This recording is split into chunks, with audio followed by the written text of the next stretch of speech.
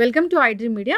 So జనరల్‌గా diabetes చాలా మందిని ఇబ్బంది పెడుతూ ఉన్న ప్రాబ్లము. ఎన్ని మందులు వాడినా, సో ఎలాంటి డైట్ తీసుకున్నా కానీ కంట్రోల్‌లో ఉంటుంది. పూర్తి స్థాయిలో తగ్గట్లేదని చెప్తూ ఉంటారు. అయితే ఆయుర్వేదంలో వీటికి చాలా చక్కటి పరిష్కారం ఉంది. తగ్గించుకోవచ్చు, రివర్స్ చేసుకోవచ్చు. ఇక అయితే ఇప్పుడు మనం హెచ్‌బీఏవన్‌సీ పోస్ట్ బ్లడ్ షుగర్ లెవెల్స్ కరెక్ట్‌గా ఉన్నా కానీ ఫాస్టింగ్ బ్లడ్ షుగర్ అనేది అసలు చాలా మందిలో ఎక్కువగా ఉంటూ ఉంటుంది. ఎంత ట్రై చేసినా ఇది తగ్గదు. ఆయుర్వేద పరంగా అది అసలు దీన్ని ఏమంటారు? ఎందుకు ఎక్కువగా ఉంటుంది? ఎలా కరెక్ట్ చేసుకోవచ్చు? పూర్తి వివరాలు తెలుసుకుందాం. మనతో పాటు ఉన్నారు ప్రముఖ ఆయుర్వేద వైద్య నిపుణులు professor doctor T Venugopalarao garu from Ojas Ayurvedic centre, Chikkadapalli. Doctor గారు నమస్తే. ధన్వంతరి అమ్మా, నమస్కారం. డాక్టర్ గారు, అంటే డయాబెటీస్ అనేది అంత పూర్వమే ఉందా ఆయుర్వేదంలో చెప్పడానికి? మీకు ఒక విషయం చెప్తే ఆశ్చర్యపోతారమ్మా. డయాబెటీస్ ఇప్పుడు వచ్చింది కాదు. ఆయుర్వేదంలో పేరు మారింది, దీనికి పేరు మారింది తప్ప రోగం ఒకటే.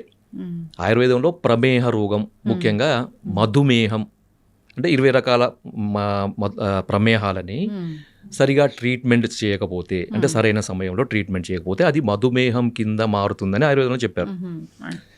సో మనకి చరిత్రలో, మనకి పురాణాలలో కనుక చూస్తే ఒక రకంగా, అంటే ఇది ఒక వర్షన్ ఉంది, అది నిజమా కాదా నాకు కూడా తెలియదు. విఘ్నేశ్వరుడు, వినాయకుడు, the first person who detected as obese diabetes. So అందుకనే అతనికి బిల్వపత్రము, తర్వాత బిల్వపత్ర పూజ అనేది చేస్తుంటారు ఎక్కువ. తర్వాత దర్భ, గరిక. సో వీటన్నిట్లలో ప్రమేహాన్ని తగ్గించే గుణాలు ఉన్నాయన్నమాట. తర్వాత వెలగపండు, కపిత్త జంబూ ఫలసార భక్షితం, ఉమాసుతం శోక వినాశకరకం అన్నారు కదా. సో ఇక్కడ శోకము అంటే రోగం, అంటే శోకము అంటే మనకు దుఃఖం కాదు, మనకి రోగానికి ఒక పర్యాయ పదము శోకం అన్నమాట. సో ఆ పరంగా చూస్తే కపిత్త జంబూఫల సారభక్షితం, ఈ రెండింటిని ఎక్కువగా ఇష్టపడి తినేవాడు. ఎందుకు? జంబూఫలం అంటే నేరేడు పండు. రీసెంట్గా కూడా, అంటే మనకి దాదాపు ఒక 20 సంవత్సరాల నుండి కూడా సైంటిఫిక్గా మనకి నేరేడు పండు అనేది షుగర్ని తగ్గిస్తుందని చాలామందికి తెలుసు. తర్వాత కపిత్త, వెలగపండు గుజ్జు, తర్వాత వెలగపండు ఆకు రసంలో కూడా షుగర్ని తగ్గించే ఔషధ గుణాలు ఉన్నాయని రీసెంట్ రీసెర్చ్లు చాలా చెప్పినాయి. కానీ వాడుకలో తక్కువగా ఉంది. వాడుకలో ఎక్కువగా ఉండేది ఏంటిది? జంబూఫలం, అంటే నేరేడు గింజల చూర్ణం అన్నమాట. ముఖ్యంగా ఇది డయాబెటీస్లో షుగర్ లెవెల్స్ ఎక్కువగా ఉండడంతో పాటు అతిమూత్రము అంటారు కదా. సో ఫ్రీక్వెంట్ యూరినేషన్ ఉండి షుగర్ లెవెల్స్ ఎక్కువగా ఉండే వాళ్ళలో నేరేడు గింజల యొక్క పొడి ప్రతిరోజు ఉదయం 1 టీ స్పూన్, మధ్యాహ్నం 1 టీ స్పూన్, రాత్రి 1 టీ స్పూన్, తినేకంటే ఒక అర్ధగంట ముందు కనుక తీసుకుంటే అతిమూత్రం చాలా అద్భుతంగా తగ్గుతుంది. ఇది నేను చెప్పింది కాదు, ఇది అనుభవపూర్వకంగా మన పూర్వీకులు చెప్పింది, ప్లస్ మన గ్రంథాల్లో నిక్షిప్తం చేయబడింది. సో అంత అద్భుతమైనది. ఇంకొకటి నేరేడు, ఆ నేరేడు యొక్క ఈ గింజల చూర్ణమే కాకుండా దాని దాని యొక్క బెరడు పొడిని కూడా వాడతారు అన్నమాట కొంతమంది. సో ఆ బెరడు పొడి కూడా ఈ షుగర్ని కంట్రోల్ చేసే యాక్టివిటీ ఉంది. అందుకని ఏంటంటే మనకి చరిత్రలో, మనకి పురాణాలలో ఒబేస్ డయాబెటిక్ మన విఘ్నేశ్వరుడు అనమాట. సో మనకి పురాణాలు, అందుకనే మనకి ఎక్కువగా పూజలో వాడే 20 పత్రాలు అంటారు కదా. 20 పత్రాలు, మనకి 20 పత్ర పూజ మనకు వినాయక చవితి నాడు మనం చేస్తుంటాం. దాంట్లో అర్జున పత్రము, దతుర పత్రము, బిల్వ పత్రము, తర్వాత అర్కపత్రం అని, నిర్గుండి, వేప, ఇలాంటివన్నీ కూడా మనకు చెప్పారనమాట. సో ఇది పెద్ద టాపిక్, దానికి ఒక్కొక్క దానికి ఒక్కొక్క ఇంపార్టెన్స్, అది మనం తర్వాత చెప్పుకోవచ్చు. మనం ఎక్కువగా ఇప్పుడు చూడాల్సింది ఏంటంటే, మీరు అడిగారు కదా ఫాస్టింగ్ బ్లడ్ షుగర్ లెవెల్స్ ఎక్కువ ఉన్న వాళ్ళలో ఏం చేయాలి మరి కదా. సో అలోపతి పరంగా చూస్తే దీనికి రకరకాల కారణాలు వాళ్ళు చెప్తారు. ఎందుకంటే రాత్రిపూట ఎక్కువగా కార్బోహైడ్రేట్స్ ఎక్కువగా ఉండే ఆహార పదార్థాలు తీసుకోవడము, లేదంటే డాన్ ఫినామినా, తర్వాత సోమ్గాయ్ ఫినామినా అని 2 రకాలు చెప్పారు. అది డీటెయిల్గా నేను పోను వాటికి. కానీ ఆయుర్వేద పరంగా ఏం చెప్పారంటే ఒక రకమైన అజీర్ణము దీనికి కారణము అని ఆయుర్వేదంలో చెప్పారనమాట, ఫాస్టింగ్ బ్లడ్ షుగర్ లెవెల్ పెరగడానికి. ఓకే, మనకి ఆయుర్వేదంలో 4 రకాల అజీర్ణాలు చెప్పారు. అంటే డైజెషన్, అంటే మెటబాలిజంకి సంబంధించిన వ్యాధులని అజీర్ణ వ్యాధులు అంటారనమాట. సో దాంట్లో ఆమాజీర్ణము, విదగ్ధాజీర్ణము, విష్టబ్దాజీర్ణము, రసశేషాజీర్ణము అని చెప్పారనమాట. సో ఆమాజీర్ణం అనేది కఫ వ్యాధులకు, విదగ్ధాజీర్ణం అనేది పిత్త వ్యాధులకు, విష్టబ్దాజీర్ణం అనేది వాత వ్యాధులకి మూల కారణంగా ఉంటుంది. సో 4వది రసశేష అజీర్ణం అన్నమాట. ఈ రసశేష అజీర్ణం అనేది ఫాస్టింగ్ బ్లడ్ షుగర్ లెవెల్స్ పెరగడానికి ఒక రకమైన కారణం.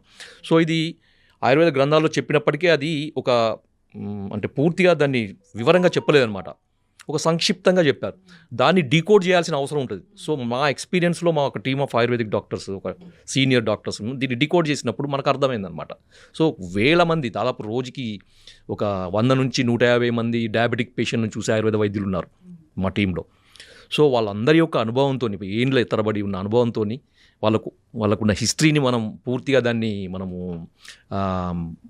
అనలైజ్ చేసినప్పుడు అర్థమైంది ఏంటంటే వాళ్ళందరిలో కామన్గా కనబడే, అంటే ఫాస్టింగ్ బ్లడ్ షుగర్ లెవెల్స్ ఎక్కువగా ఉండే పేషెంట్స్లో కామన్గా కనబడే ఒక ప్రాబ్లము అజీర్ణం. దాంట్లో ఒకటి రసశేషాజీర్ణం. సో ఈ రసశేషాజీర్ణాన్ని కరెక్షన్ చేసినప్పుడు మనము ఫాస్టింగ్ బ్లడ్ షుగర్ లెవెల్స్కి అడిషనల్గా షుగర్ను తగ్గించాల్సిన మందులు వాడే అవసరం లేకుండానే కేవలం మనకి ఇండైరెక్ట్గా ఈ అజీర్ణం తగ్గిస్తే ఆటోమేటిక్గా తగ్గిపోతుంది. సో ఇది ఆయుర్వేదంలో ఉన్న ఒక అద్భుతమైన విశేషం అన్నమాట. ఎస్. సో మనకి రసశేషాజీర్ణం అనేది ఫాస్టింగ్ బ్లడ్ షుగర్ లెవెల్స్ పెరగడానికి నార్మల్గా ఎంత మందులు వాడినా కానీ, ఎంత ప్రయత్నాలు చేసినా కానీ, అది ఆహారం ద్వారా కానీ, మందుల ద్వారా కానీ, ఎక్సర్సైజ్ ద్వారా కానీ ఎన్ని ప్రయత్నాలు చేసినా కానీ తగ్గదు. డాక్టర్లకే ఇంకా విసుగెత్తుతుంది అనమాట, ఏం చేయాలో అర్థం కాదు. చాలామంది నేను చూశాను. సో వాళ్ళ దగ్గర నుంచి ఎటువంటి రెస్పాన్స్ రాక ఆయుర్వేదానికి వచ్చే పేషెంట్స్ చాలామంది ఉంటారు. సార్ మాకు అంతా బాగానే ఉంది, మేము మందులు వాడుతున్నాం, పోస్ట్ లంచ్ బాగానే ఉంది, ఇంత అన్ని బాగానే ఉంటాయి, కానీ ఫాస్టింగ్ బ్లడ్ షుగర్స్ తగ్గకపోవడం వల్ల మాకు దాని యొక్క దుష్ప్రభావాలు కనబడుతున్నాయి సార్. కొంతమందికి 160, 170 వరకు ఉంటాయి. ఎందుకంటే ఫాస్టింగ్ బ్లడ్ షుగర్ లెవెల్స్ 100 వరకు ఉంటే సేఫ్, 125 వరకు ఉంటే మోడరేట్ సేఫ్, 100 ఉంటే పూర్తి సేఫ్, 125 వరకు ఉంటే ఇంకా మోడరేట్ సేఫ్ అనమాట. అది దాటిందంటే ఏంటంటే ఇంకా సేఫ్లో ఉన్నట్టు కాదు. మనం పోస్ట్ లంచ్ ఎంత నార్మల్ ఉన్నప్పటికీ మనకి ఫాస్టింగ్ కూడా అంతే నార్మల్ ఉండాలన్నమాట. కొంతమందికి 170, 180, 200 ఉండే వాళ్ళని కూడా చూసాం. అలాంటి వాళ్ళకి ఈ అజీర్ణానికి ఇచ్చే ట్రీట్మెంట్ వల్ల మనకి అద్భుతమైన ఫలితాలు. సో సార్ మరి మీరు ఇవన్నీ చెప్తున్నారు కదా, మరి మాకు టిప్పు చెప్పలేను సార్, ఇంతసేపు మాకు ఊరిస్తున్నారు, వెయిట్ చేస్తున్నారు కదా. అంటే ఏం లేదమ్మా, దీనికి ఏం చేయండి అంటే దీన్ని పెప్పర్ మిల్క్ అంటారు. పెప్పర్ మిల్క్ మీకు ఈజీ అర్థం కావడానికి, మిరియాల పాలు. అరే మిరియాల పాలా సార్, ఏంటి మీరు అది ఏం చెప్తున్నారు సార్, ఏంటిది? అందరికీ తెలుసు మిరియాల పాలు అంటే, పాలలో మిరియాలు వేసుకుని తాగడం, మిరియాల పొడి వేసుకుని తాగడం సార్. కానీ దానికి ఒక పద్ధతి ఉంటుంది కదా. మామూలుగా ఏదో దగ్గు వచ్చింది, జలుబు వచ్చింది, మిరియాలలో వేసుకుంటా, అది కాదు. మీరు ఏం చేయాలంటే ముందుగా మార్కెట్ నుంచి మిరియాలు తీసుకురండి. ఎందుకంటే దాన్ని మిరియాలని శుద్ధి చేయాలి. శుద్ధి చేయకుండా మందులకు వాడుకోవద్దు. మీరు వంటలలో వాడుకొని మీ ఇష్టం, పర్వాలేదు. కానీ మందులకు వాడేటప్పుడు, అంటే దీని కొరకు వాడుకునేటప్పుడు శుద్ధి చేయాలన్నమాట. శుద్ధి ఎందుకంటే 2 రకాల కారణాలు. ఒకటేమో దాంట్లో అడల్ట్రేషన్స్, మిరియాలలో మనకి ఈ పుప్పొడి గింజలు కూడా కలుపుతారు అనమాట. సో వాటిని తీసేయడానికి. రెండవది ఆ మిరియాలలో ఉండే తీక్ష్ణత్వం అంటారు, అది దాంట్లో ఒక ఎనర్జీ, హై ఎనర్జీని మనకి నార్మలైజ్ చేయడానికి. కొంతమందికి విదాహి అంటే మంట అదే అంత వస్తుంది కదా, అదంతా నార్మలైజ్ చేయడానికి. దీనికి ఏం చేయాలంటే మార్కెట్ నుంచి తీసుకొచ్చిన మిరియాలను మంచిగా చెరిగి దాంట్లో పొట్టు అదంతా తీసేసి, పల్లుచట్టి మజ్జిగ, 1 లీటర్ మజ్జిగ తీసుకొని దాంట్లో ఒక 1/2 కేజీ, మనం మార్కెట్ తీసుకుంటున్న 1/2 కేజీ అంతా 1 లీటర్ మజ్జిగలో ఈ 1/2 కేజీ మిరియాలను వేసి రాత్రంతా ఉంచాలి. ఉదయం లేచేసరికి ఏమవుతుందంటే మనకి ఆ చచ్చులు కానీ, తర్వాత నాపాలు కానీ, అవన్నీ కూడా మనకి పైకి తేలుతాయి అన్నమాట. సో మంచి పుష్టికరమైనవి, తర్వాత ఔషధ గుణాలు అన్నీ కూడా కిందికి బాటంలో సెటిల్ అవుతాయి. మీరు వాటన్నిటిని మొత్తం పైనుంచి తీసేసి, ఆ మజ్జిగను కూడా తీసేసి, ఆ కింద ఉన్న మిరియాలను మంచిగా తీసి వాటిని వేడి నీళ్ళలో కడగండి. కొంచెం గోరువెచ్చని, మరీ వేడి కాదు, కొంచెం గోరువెచ్చని నీళ్ళలో కడిగేసి ఏం చేయండి అంటే ఆరబెట్టాలన్నమాట. పూర్తిగా దాంట్లో ఉండే మాయిశ్చర్ అంతా పోయే వరకు ఆరబెట్టేసి కంటైనర్లో వేసుకోండి. వేసుకొని ప్రతిరోజు కూడా 1 కప్పు ఆవు పాలు, తర్వాత 1 కప్పు నీళ్లు, లేదు అంటే 1 అరకప్పు పాలు, తర్వాత 1 అరకప్పు నీళ్లు, దాంట్లో 1 పావు టీ స్పూను మిరియాలను ఇప్పుడు మనం చేసుకున్నాం, శుద్ధి చేసుకున్నాయి, దాన్ని నలగొట్టాలన్నమాట. పూర్తిగా పొడి చేయొద్దు, మిక్సీలో వేసి తొందరగా కావాలని దాన్ని పొడి చేయొద్దు అనమాట. జస్ట్ అంటే బ్రూయిజ్ అంటారు కదా, దంచేసి ఆ పాలలో వేసి మనం ఎంతైతే నీళ్లు పోసినాం, అంటే అది 1/2 కప్పు కానీ 1 కప్పు కానీ పూర్తిగా ఎగిరిపోయే వరకు, పాలు మాత్రమే మిగిలే వరకు. ఓకే, దాన్ని మరిగిచ్చేసి వడపోసుకోండి. వడపోసుకొని గోరువెచ్చగా ఉండేటప్పుడు, లేదంటే మనం తాగగలిగేంత వేడి ఉన్నప్పుడు తాగండి. ఇది ఎప్పుడు చేయాలంటే ప్రతిరోజు ఉదయం ఎంప్టీ స్టమక్లో చేయాలి. సో కొంతమందిని నేను చూసాను, అంటే నాకు ఫీడ్బ్యాక్స్ వచ్చినాయి, నాకు తర్వాత రిపోర్ట్స్ కూడా చూపిస్తాను. చెప్తారు కదా. సో 3 రోజులలోనే, అంటే కొంతమంది సంవత్సరాల తరబడి ప్రయత్నాలు చేసిన తగ్గని ఫాస్టింగ్ బ్లడ్ షుగర్ 3 డేస్లోనే తగ్గిపోయిందని నాకు ఫోన్లో వచ్చినాయి, రిపోర్ట్స్ కూడా పంపించాను. నేనే ఆశ్చర్యపోయాను. సో ఇంత అది ఉంటుందా అని.